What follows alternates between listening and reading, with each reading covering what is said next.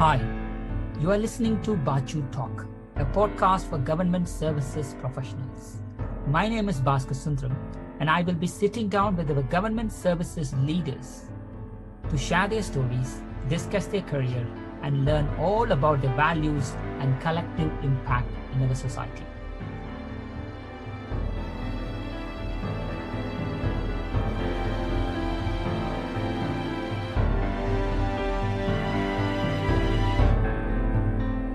Today's guest is Yash Kapila.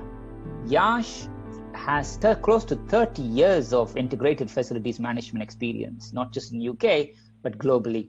He joined JLL in 2008 as Managing Director, Integrated FM West Asia, moving on to become Managing Director, Corporate Solutions India, and became Managing Director, Integral JLL in February 2018. Previously, Yash was MD, Erinaceous Property and Facility Services. He also served as Operations Director, Defense at Interserve, and was also Program Director at Bovid Lendlease, and he also had a stint with Babcock early on in his career. Yash has Bachelor's of Engineering Honours degree in Mechanical Engineering at University of South Bank and an MBA from Kingston University. So welcome, Yash, to Baachu Talk. Great to have you.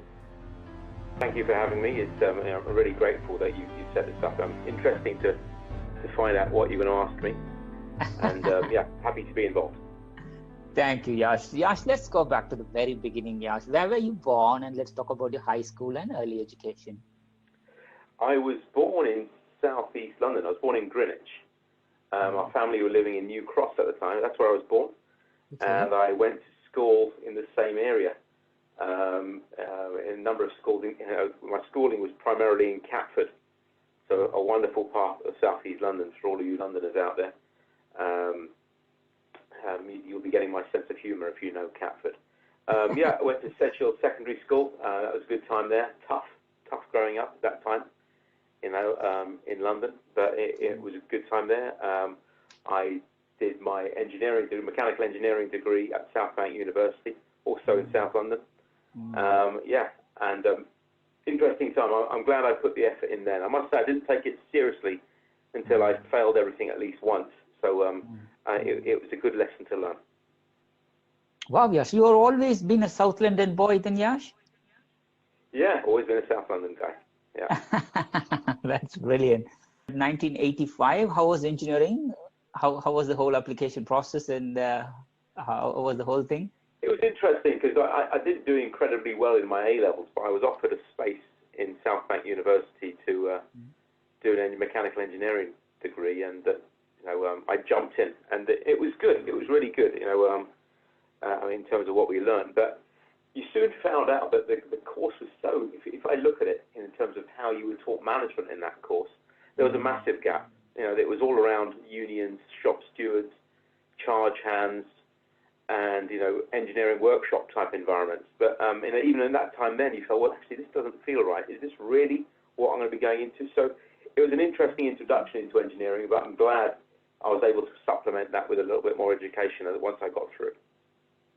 Got you, Yash. So the MBA, Yash, you did it later on, or you did it straight away after you completed your engineering? Well, I did that a good 7-8 years after my first degree. Yeah, I did that over 3 years. Very tough to juggle that whilst working full time. So yeah, I'm glad I did it. It opened up my eyes to a number of things. I'm guessing if I hadn't done it, I'd probably be doing some heavy engineering type role now as opposed to what I'm doing now. So I'm glad I made that investment of time and effort. Oh, that's brilliant, yeah. So after you complete your engineering degree, Yash, at your South Bank University, what was your first job? I left the university and I joined Bechtel Engineering, Bechtel, in 1989. Yeah, and there was a massive organisation. I didn't really appreciate the scale of how big they were until I got under the skin of them. I started there as a piping engineer. I think one of the things I wasn't conditioned for once I graduated was that I'm not going to be designing refineries on day one. And that takes time, and I didn't last there very long. I just didn't enjoy my time there, and it was a good lesson learned actually, in terms of one, being patient, and secondly, to get rid of your rough edges, you need time, and and I was in a hurry. So any message to any graduates who's joining, who might be joining in this very, very tough time, new jobs, that be patient with your graduate training programs, because you will get there, but maybe not instantly. Wow, that's a beautiful advice there. And it's also interesting, Yash, because immediately after you did your engineering, you went on to take an engineering role, because in my case, I did my master's in electrical engineering, but I went on to work in corporate finance. So yeah, that's pretty interesting move for you. And after Bechtel, what was the journey from there? I joined a government agency for real estate then. It's called a Property Services Agency, a PSA. And I joined them because some of my colleagues from university, they joined, and they were talking about how good the training program was. And you know what? It was very good. The scale of jobs I was working on were very small in comparison to, say, Bechtel. But it was good. I learned a huge amount in the 2.5 years, I think 2 years training program I had with them. And it was happening around the time when this government department was going to be privatized so it was going to be sold. And a lot of people left and took their redundancies and joined the private sector. I was one of the people who lasted that 18 months and moved into 2-3 different organizations that ended up owning that business. And I think it allowed me to accelerate the pace of what I learned, because I found myself on site commissioning, doing clerk of works type roles, estimating, managing contractors, within 6 months of joining them. So that was really rich level experience, and I really enjoyed that on-site training that I had, as opposed to, say, Bechtel, where your closest site might be in Egypt, but you're based in Hammersmith. So it was good to get on site, meet people, and see how things really work. Wow, that's amazing. I think, as you rightly said, what the experience does matters. And from how long were you there in government property services? The government agency was sold, I'm trying to think now, once, twice, 3, 4 times while I was there. Oh, so wow. When I was left, it was called Babcock Infrastructure Services, and they bought the business just after I'd resigned. So anyway, so I was already planning my next steps then anyway. So I was there for 13 years. Oh, wow. That's I think start stint at Bechtel as a graduate, but looks like that's where you grew up as a proper. Yeah, I learned a lot there. It was very, very good. I did everything there from it was an interesting time. When you have that hunger to learn. I did everything from being a design engineer to an expert witness to sales, project management. Yeah, so that was good. I enjoyed my time there. I covered everything. And I think I really worked out what I wanted to do when I was there.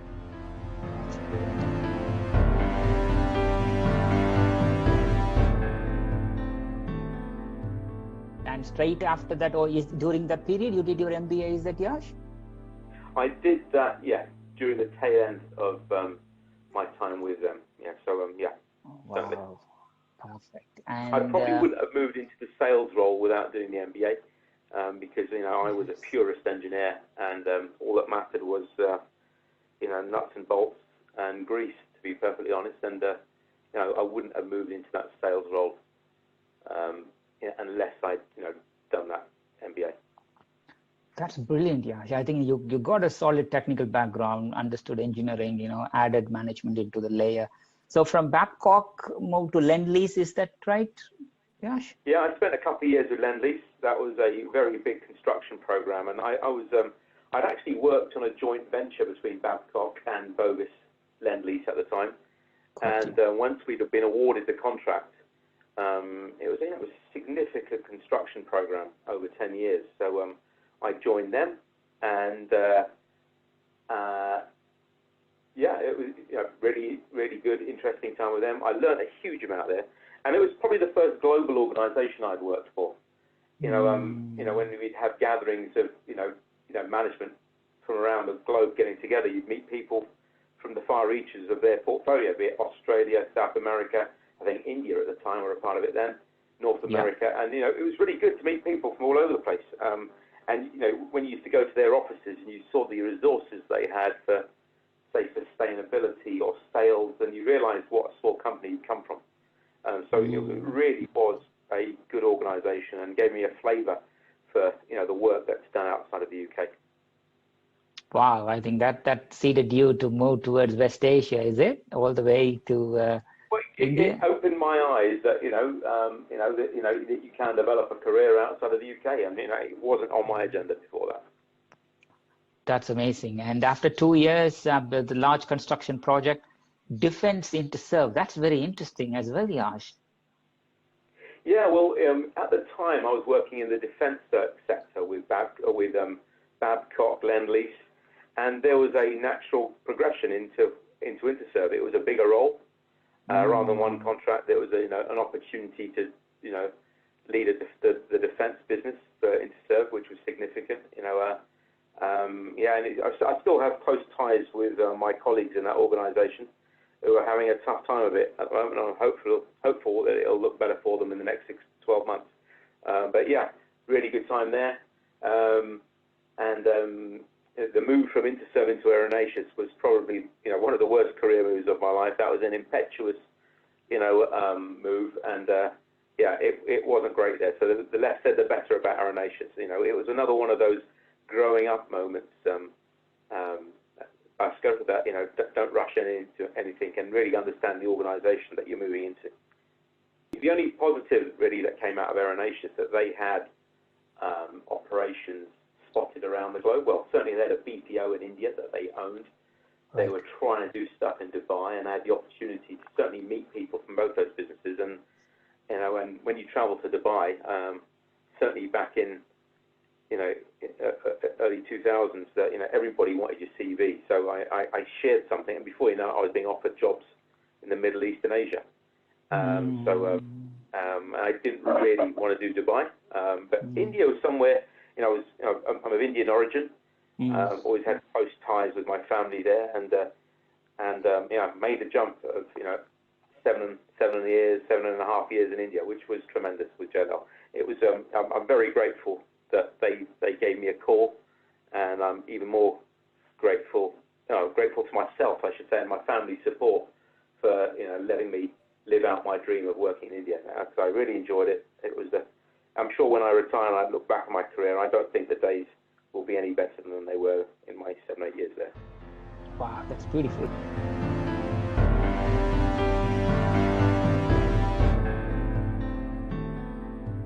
Which part of India your origin from, Yash? I'm North Indian. I'm Punjabi, but I was based in Delhi. A lot of my family around there. My wife's family are in that area, so it was really very easy to settle.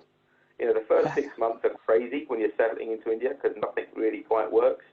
Yeah. And after 6 months, you realise it's never really going to quite work, but you've worked out how to manage it.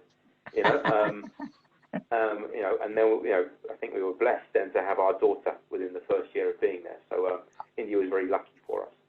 Oh my God, she'll be surrounded by all the relatives, and she might have the best first 6-7 years of her life. We had a very good life out there. That's brilliant. And made some very, very good friends in a very short time. 100%. So JLL India, how was it culturally, having worked in UK with his own work ethos, with his own working things, settling back in India? FM also was evolving in India during the period, Yash. How was that balancing? Yeah, I guess, when I got there, I thought I would just be able to pick up what I knew from the UK and take it to India, but that just doesn't work. I didn't realise, the naivety of that thought until I first got there. I probably worked it out in my first couple of hours on the ground, that this is different. You need to basically, the key challenges, I would say, would be resources. Facilities management, construction aren't the best known careers to go into. Young Indian, ladies, boys and girls, they prefer to go into engineering, not necessarily FM, facilities management, or medicine, or finance, or IT. And it wasn't the source. We weren't, dare I say, you weren't getting the best resources coming into our sector. So you had to make them better.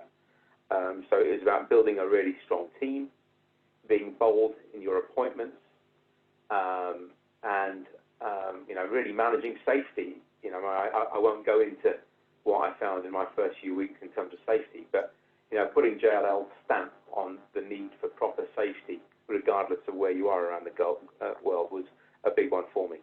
But once I got through that, and and about a typhoid, I was actually okay. It was brilliant after that. Yes. And how did the company evolve under your leadership back there, from all the way in 7 years, from where you started to where you finished and you moved back to UK? Yeah, but by the time I left, the West Asia IFM business, and in particular India, was the largest FM business for JLL outside of the US. Wow.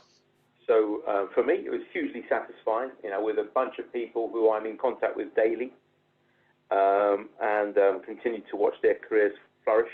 Some with JLL, some have moved on, but it was really, really satisfying period of my life.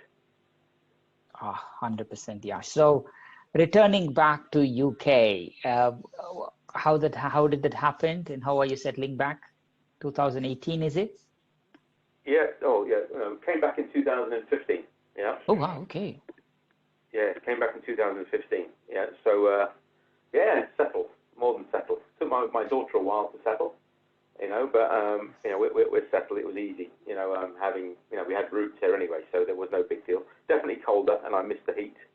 Mm-hmm. I do miss the heat. But I was then had the challenge of understanding Europe, because I had a EMEA-wide role when I first came back, and I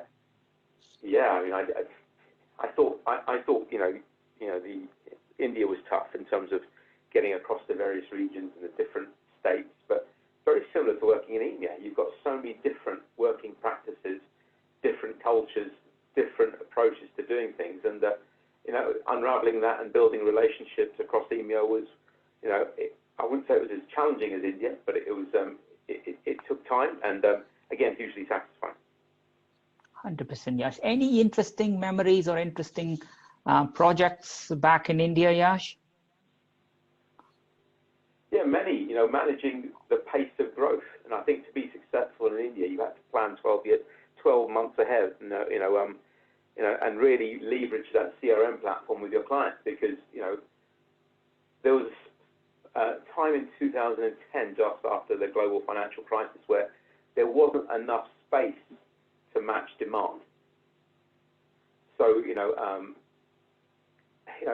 getting your teams ready, getting your supply chain ready, getting your systems and processes ready to match that demand was really, really good. And I think blow my own trumpet here, but JLL India, we really did nail that in India, and we were definitely more capable of growing faster than any of our competitors. And we built the right infrastructure, had the capacity in our leadership team, and as I say,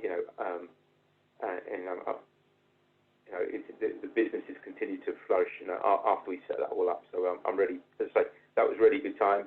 Really proud of what we did, and moreover, grateful for being bold enough to, for JLL supporting me to take those bold steps to invest in advance. Brilliant, Yash, brilliant. And 30 years, Yash, from where you started in 1985, all the way engineering or FM as an industry evolved, and you were part of the journey yourself. Do you have, looking back, Yash, any kind of how the whole sector evolved in front of your eyes? Any interesting thoughts around it? I could actually going to my first facilities management conference at the Excel Centre. It might have been the Excel Centre, or it could have been the NEC. Maybe the Excel Centre wasn't built 30 years ago, but maybe the NEC in Birmingham, and standing on an exhibition stand and being asked questions around facilities management, and it was one of those I can't remember who I was working for then, but it was definitely one of those instances where I read about it a night before, so I knew more than everybody else when I went to that conference. So it evolved, in my eyes, from being relatively unknown to being a very big sector now. And it's good to see now that you can develop a career in this space. We've been able to attract some of the best talent into this space. And my only criticism of the sector would be that we haven't moved forward with technology fast enough. Got you. And I'm sure COVID has accelerated that pace of change. Indeed, has, yeah. Yes, that's it. So looking back, Yash, successful career at all levels, from engineer all the way being a managing director of different companies and also different geographies, Yash, and a beautiful family. What do you think are your key achievements so far? One is, being able to keep the balance between work and enjoying my life. I've never taken life too seriously, and I've always done my best not to take work home. And striking up that balance, I think I've done that well. There's days when I fail terribly, but in balance, I've managed that well. And as I've year on year taking further steps on in my career, I'm better at managing that. I seldom lose sleep because of work now. Yeah, and because your life is more important, and and in the fullness of time, things do work themselves out. With a bit of hard work, with a bit of effort, but there's a time and place for both, and you have to manage that balance. And, it's very. As you get older, you realise how fragile the connections with your friends and family are, and how important they are over and above just work on its own. So that's something I strongly believe in, and I practice the best I can. Well said, Yash. Yash, the UK lockdown has been in place since late March, and you being a high-flying, chief exec of Integral JLL, the moment you received the news, where were you, and what was the first thing that you did? Well, we started to, clearly we'd anticipated things were happening a few weeks before the lockdown was announced. So we had started to prepare, the integral business for, one, safety. Secondly, what work would we be able to do? Working with clients to understand what would they be doing.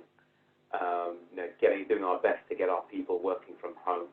So we didn't have a cold start on, I think it was the 23rd of March, if I remember correctly.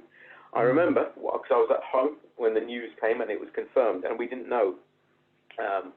So it caught us, I would say we were probably 2 or 3 days behind where we wanted to be when that came out. So we were well placed. And it was amazing how the team stepped up. I think it was announced at 8 o'clock. By 9:30, 10 o'clock, we all jumped on a call for a couple of hours to work out what our next steps were. How do we communicate to the teams? And throughout my career, I've got used to managing large teams, but the burden of responsibility in terms of what they expected from you as an organisation and a leadership team, I felt the most on that evening, because we had to be very clear and give clear direction. So that was a tough evening, but I look back on, and if I had my time again, I probably wouldn't have done it any differently. We made the right calls in the time we had, and in the manner we executed it. I think that was good. That's brilliant. I think part of that meant like you are not physically present at your office, physically in front of your team. You're isolated yourself at home with your 10-year-old daughter. How did you balance that expectations in yourself personally? Hey, you know what? I need to lead the company at the same time I'm at home. How did you balance that journey yourself internally? I think I'm in good company across the globe here, where people have had to work from home and balance it all. That has probably been the toughest part of it, because if you think about, certainly my normal working day, I travel to work in the morning, I spend my day in the office or on a site or meeting clients, and in the evening I travel back. That traveling in time, where you plan your day in the morning and, or I would say refine your planning in the day as you travel into the office, and on the way back you unwind, readiness for your friends and family, yeah? You don't have that when you're working at home. You're in one room and you're in the next room, and giving each other space was important.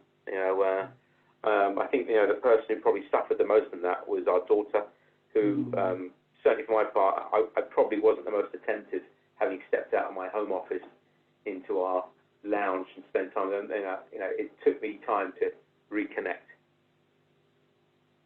Yes. And how was the homework duties coming along?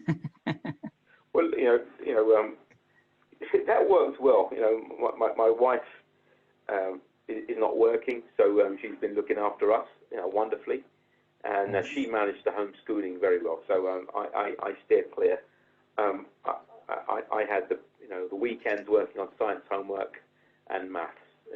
My wife managed everything else, so it's worked well so far. Ah, that's beautiful. Integral JLL is already, I think, is it true, Yash, that they have the largest mobile workforce in UK? Yes, certainly. That's one of what was attractive to us when we bought the business, and it's one of the reasons why we're still continuing to invest so much into technology to see how we continue to leverage that moving forward. Yes. So how was that, the journey? Because people were on the move, but now they can't move. How did the team transition into supporting their contracts without moving? Yeah, well, where there is the portfolio of things we do is quite diverse. It's everything from hospitals to schools, and some of them are in the PFI environment. So nothing stopped in those. So the public sector business didn't get affected terribly. Discretional spend was impacted, but the normal day-to-day didn't change at all. The business which was probably impacted the most was the private sector, which is retail in particular, which has seen a bit of a surge for us in the last few weeks, which is positive, but not enough to get everybody out of furlough, which is a shame. But we're keeping in contact with those folk, but we've nearly got everybody back, which is really positive. Perfectly. I think it's all changed.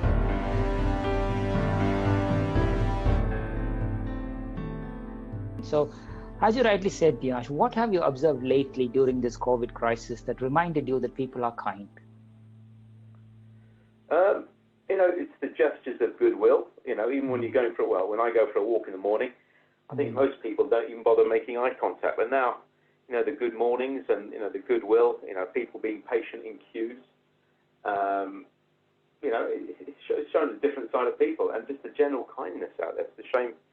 I hope that persists. And within our own organisation, I visited the Bristol office just 2 days ago, and it was good to bump into a bunch of people who, fed back regarding the way we've tried to manage the process and manage the teams and through communications in the last few months, and some really positive feedback. It was really nice to get the feedback personally, when and people recognising that we're doing everything we can to keep the business moving, keeping our staff healthy, and doing our best to, despite all of that, to deliver the best service we can to our customers. So very, very interesting feedback, and the kindness of how customers have supported us. There's not one customer out there who hasn't been impacted, and the empathy that all parties throughout the value chain have supported each other. From a work perspective, has been very interesting to observe and heartening. In terms of how we get through this moving forward. 100%, Yash. I think, I'm sure there might be lots of inspiring stories and shout outs internally within Integral JLL family and also with your clients. Anything particular comes to your mind?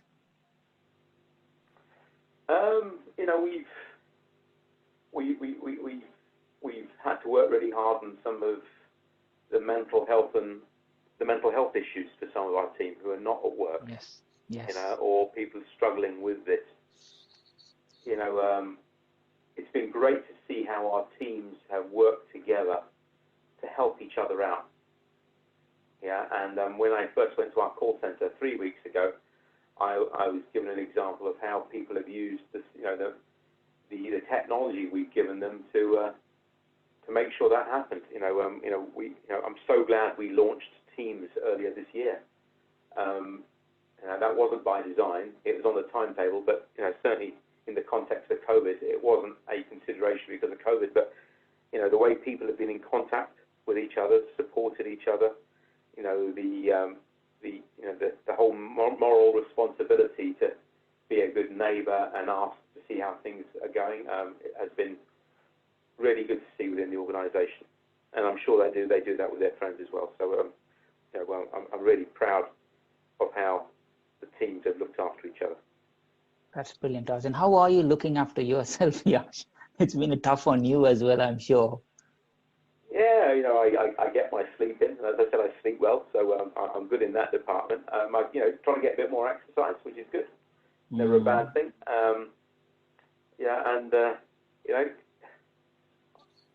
It's nice. On Sunday when Saturday the pubs opened, I found my way into a pub on Sunday and had a handful of pints on Sunday. That was good.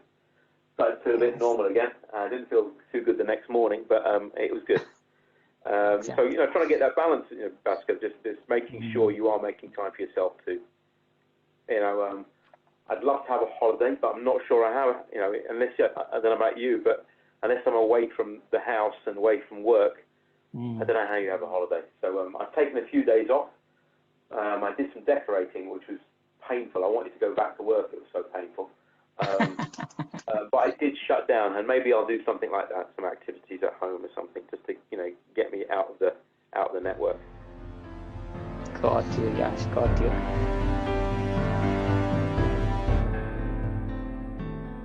What advice would you give someone wanting to pursue a career similar to yours, Yash? I'd go back to to start off, go back to my time at Bechtel. One, be patient. Use your first steps of your career to work out what you want. And don't rush into anything, because you don't know at the beginning, and you don't know, where it's going to go. COVID proved that. Also, one of the things I would say after I don't know why I did it, but I think I was on a management development program when I first joined, Bechtel and the PSA, and it gave a really decent structure of what you needed to do next. And I've always kept in the back of my notebook, iPad now, but a little note of what do I want to achieve in the next 5 years, and keep refreshing that. Keep refreshing that and challenging yourself to try to do something different. If within your own organisation, what else can you do? I've set myself some goals. I've largely delivered on them. Some you've got to have a rethink and remind yourself how crazy they were. But it's good to have a plan and try your best to stick to it. And if you need to, need some course correction, it's not a bad thing. That's life. Find another route that works for you.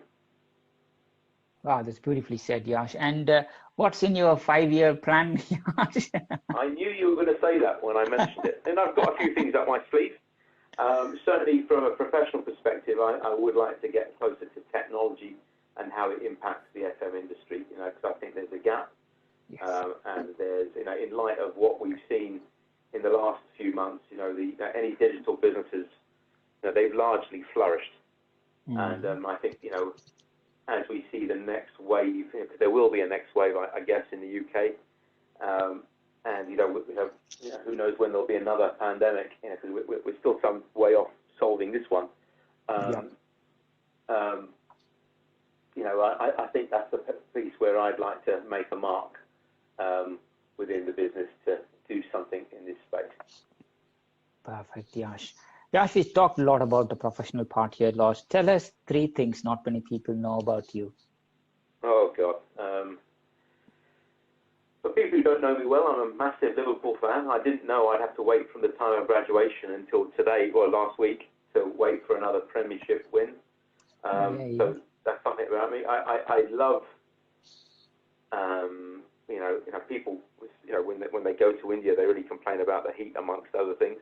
But I really love the heat, and I miss that. If I had carte blanche control of something I could do, Baachu, it would be living somewhere incredibly warm, and I thrive on that. And I miss, grey days like today. I find it tough. Yes. And the third one, if you know me, you're close. I'm close to my family. But those of you who don't know me, I'm a very proud of my Indian heritage. Very, very proud of it. very scared for India or what's going to happen in COVID. Yeah, very proud Indian, very proud of my background, and very keen to see how India continues to flourish. And I'm glad I was a part of that journey. Oh, that's amazing. Definitely, I think we need more leaders like you, Yash, in the sector, because what we find more and more is, we need to represent, the society needs to represent the people living in the society. And definitely, I wish we need more Yashes in this sector, not just the FM sector, but wider in our industry. That's brilliant.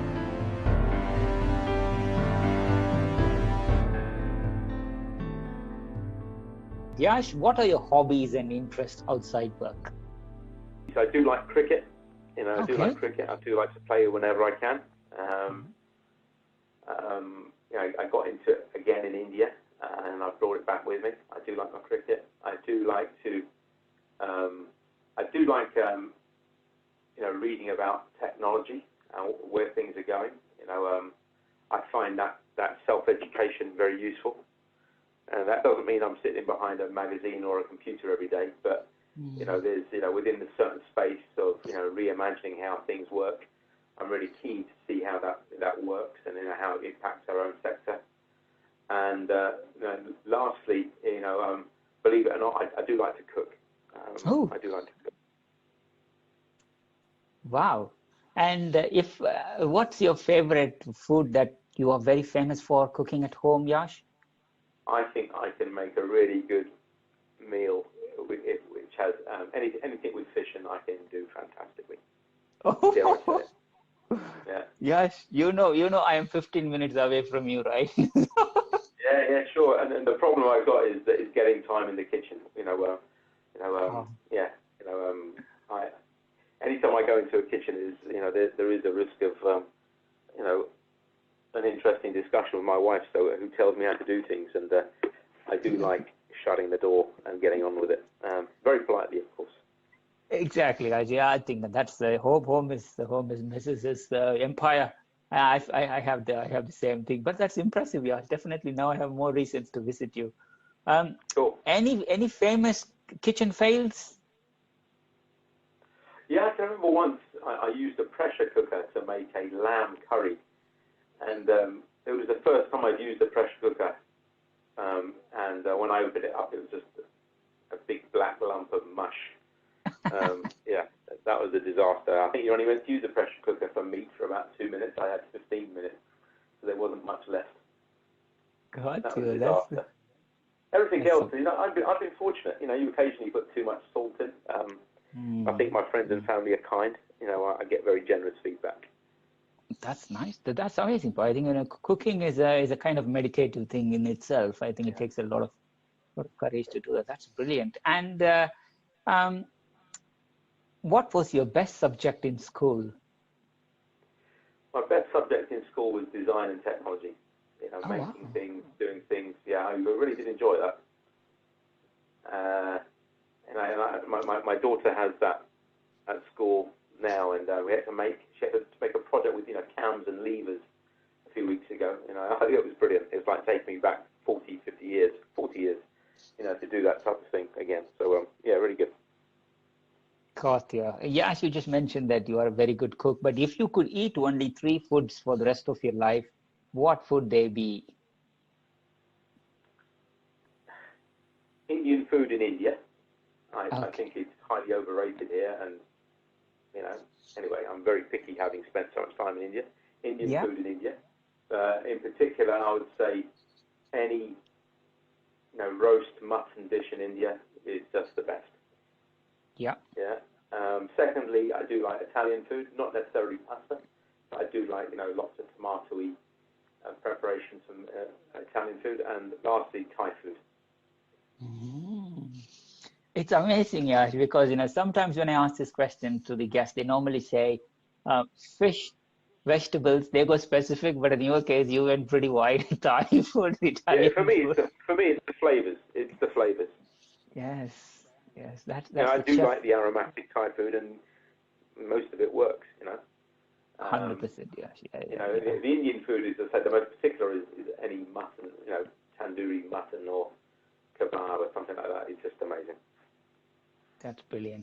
Yash, which superhero you want to be and why?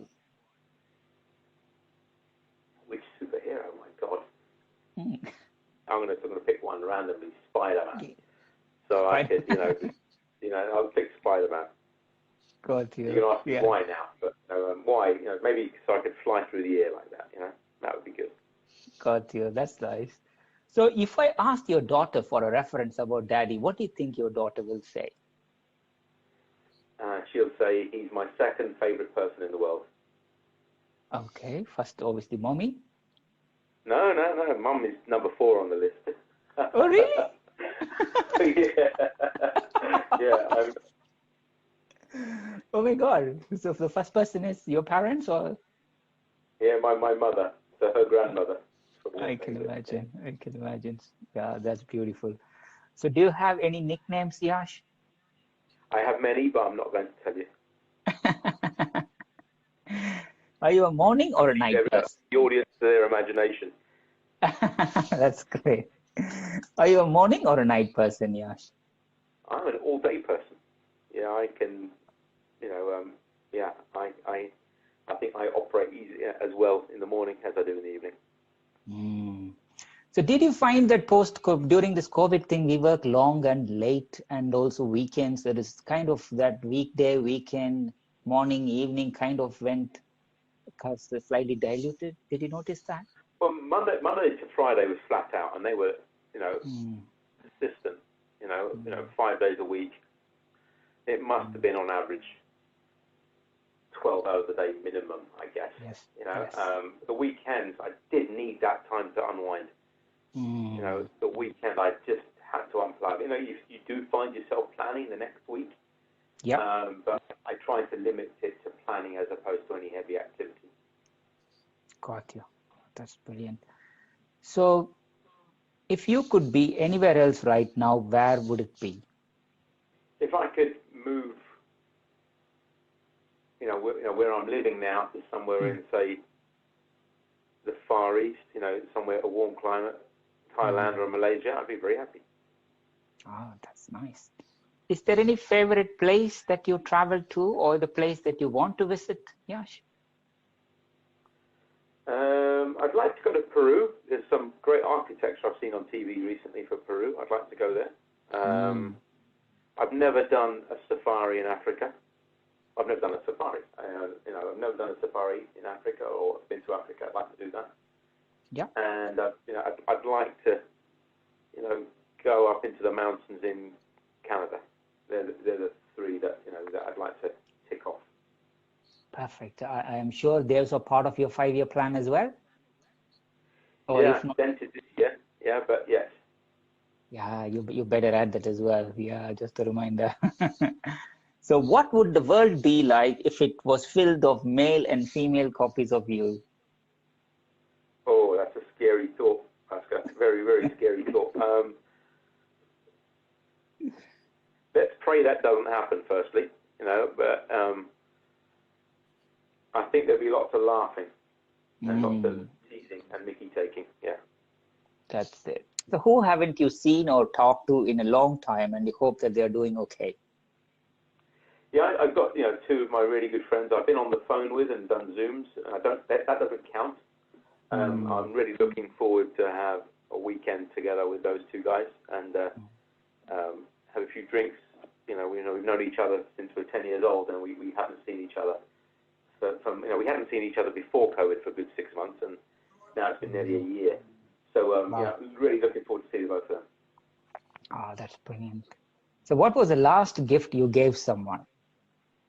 It was my wife's 50th a couple of weeks back, and I bought her a handful of presents. She opened most things. The expensive stuff she opened.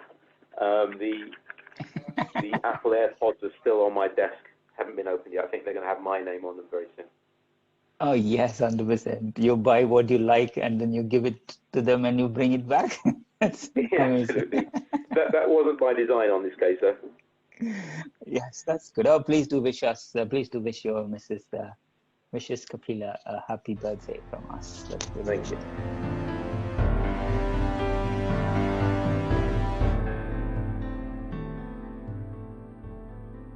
So, name one thing that drives you crazy. I do get wound up by those who have a real lack of compassion in any shape or form. When you can see things going wrong, when you can see team members knowingly, let things go wrong, or people who are not there to support each other. I just don't get the motivation for behaving like that. It's not me, and I'm surprised anybody has that as an agenda to work to. And I can't recognise any sense of satisfaction they get out of behaving like that. That's well said, Yash. Well said. So, what's something of sentimental value to you? I mentioned earlier that I did some decorating during COVID, and I've got some. My father died about 40 years ago, so there's some tool. There's an old Stanley knife, a tape measure, and a spirit level of his, which are now in my toolbox. I always enjoy using those tools, and brings back really fond, pleasant memories of my time with him as a kid. I'm glad I've kept them very close. My daughter now knows they're his as well, and she takes care of them and makes sure we put them away at the end of the day when we finish some work. That's beautiful, Yash. So, what's something that you have tried that you will never ever try again?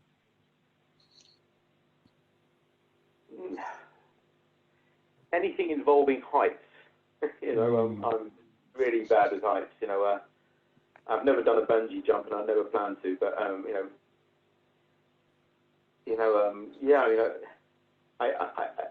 roller coasters are probably the one. I've tried it.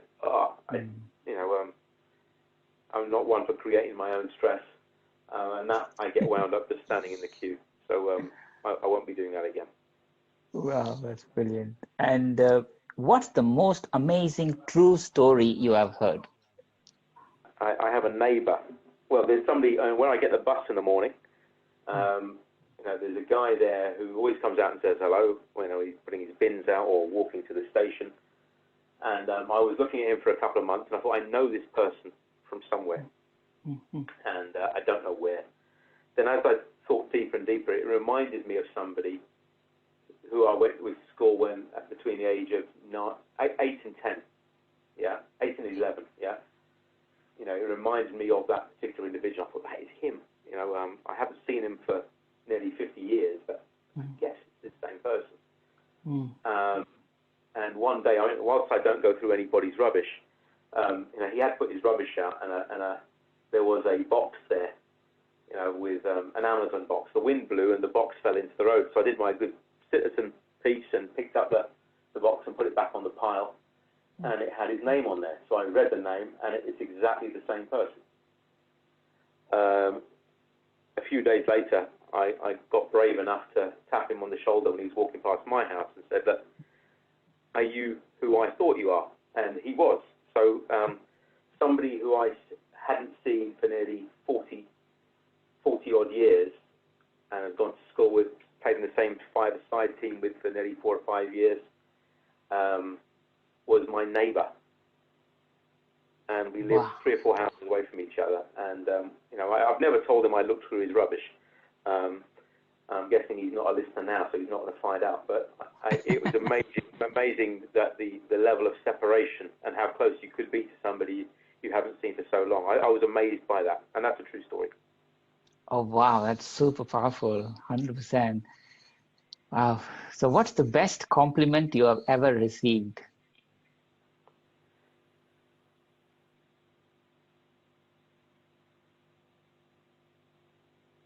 I think the most recent one I received was, as I said the other day, when I was in the Bristol office for Integral. Thank you, Yash, for all you're doing. That was good. That made the effort worthwhile. We've still got a lot more to do, and I'm guessing what we've done hasn't suited everybody. But that was really positive feedback and encouraged me massively. What trait do you like the most about yourself?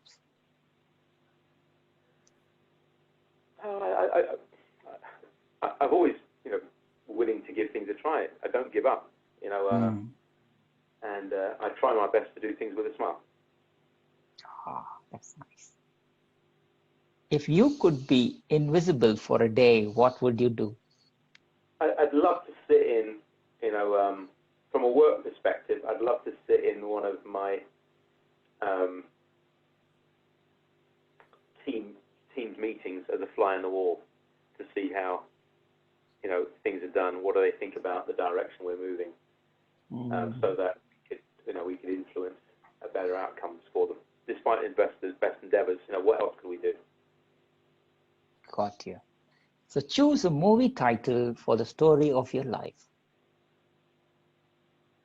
The Trials and Tribulations of Yash Kapila. Get ready, this will be emotional. Oh. So if Hollywood makes a movie about your life, Yash Kapila, The Trials and Tribulations, who do you think should play that role? George Clooney. Oh, that's even so cool. That's nice. Yeah. And the genre of the movie will be comedy, romantic comedy, drama, everything. It will be drama and some violence. Oh, it's super interesting there. Amazing. So we can keep talking. So if you go back to history and bring one character from history, which character would you like to have a chat with?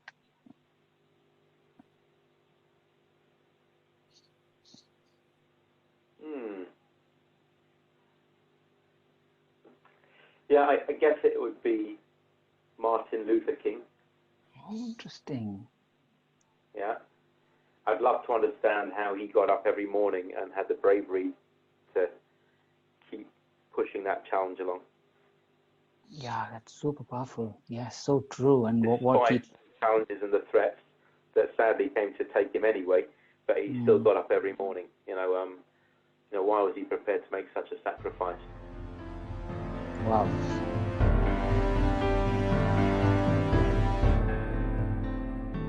So who are the people who have been the most influential in your life and career? My mother,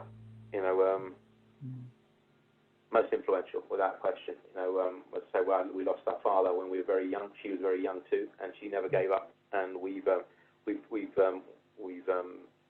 used her drive as a motivator to make sure that her investment in time, love, and effort to make sure we were a success. And she can see the benefits of it. That's beautiful.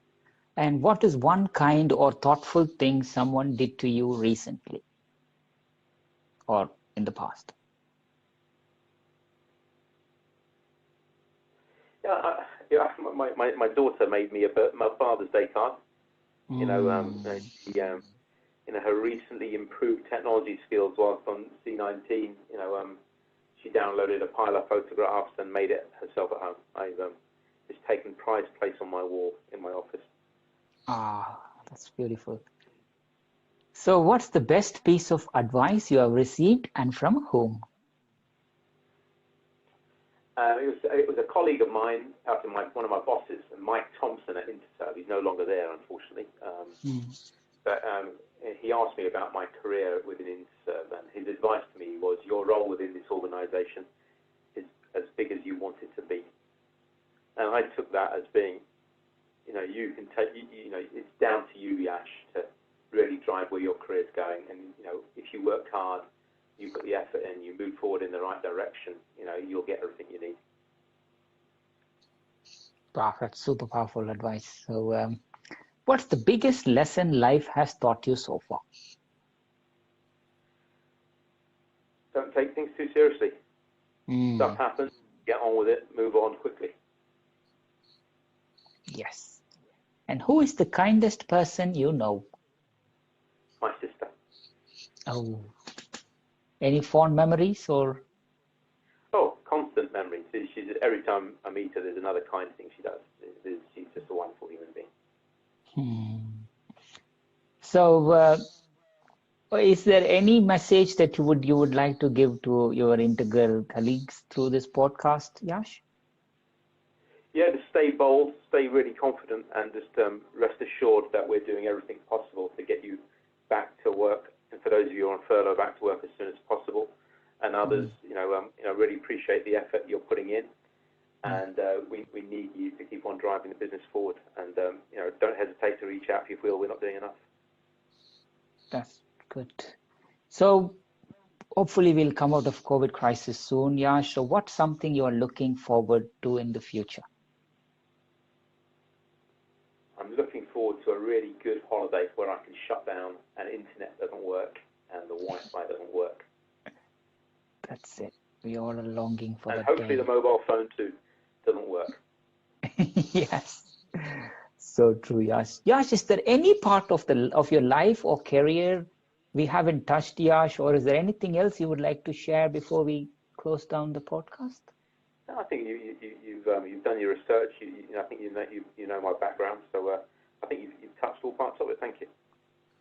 Oh, that's beautiful, Yash. So thank you so much, Yash, for your time, especially when you are maneuvering the company in this tough COVID crisis. It's been a real privilege to have you with us at Baachu Talk. Wish you, family, colleagues, everybody around you all the good health and happiness. Please continue to inspire Integral JLL colleagues, our FM industry colleagues, and everybody around you. Stay kind, stay healthy, stay happy. Thank you so much, Yash, for joining Baachu Talk today. Thank you very much. To our listeners, thank you for tuning in. Please do visit baachu.com/Baachu Talk podcast to this specific episode link to everything that was mentioned in this episode. Don't forget to subscribe, review, and share Baachu Talk podcast with your loved ones. We will see you at the next episode with another special guest. Until then, it's Bhaskar Sundram from Baachu signing off.